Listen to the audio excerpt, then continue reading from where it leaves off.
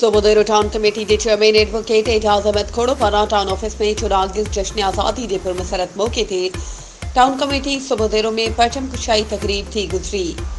Chairman ऐं wise chairman office मथां पाकिस्तान जो परचम लहरायो वियो।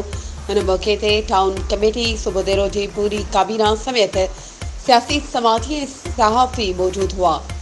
काबीना में chairman advocate Ejaz Ahmed Khoro, vice chairman Habibullah Saito, Taj Mohammad Korai, Sirai Ghulam Murtaza Samtio, Shamsuddin Kaloro, Jawar Rajib Abbasi, Shahzad Lashari, Syed Hasan Shah, Syed गदा Hussain Shah, deputy information secretary एहसान अली सैतो ऐं ॿिया मौजूद हुआ।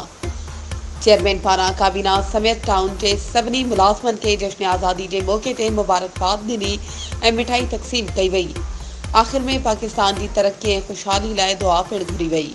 वधीक ख़बरुनि ऐं अपडेट्स जे लाइ असांजे चैनल खे सब्सक्राइब कयो ऐं बेल आइकन खे प्रेस करणु न विसारिजो त जीअं असांजी हर नई अचण वारी वीडियो तव्हां ताईं पहुची सघे।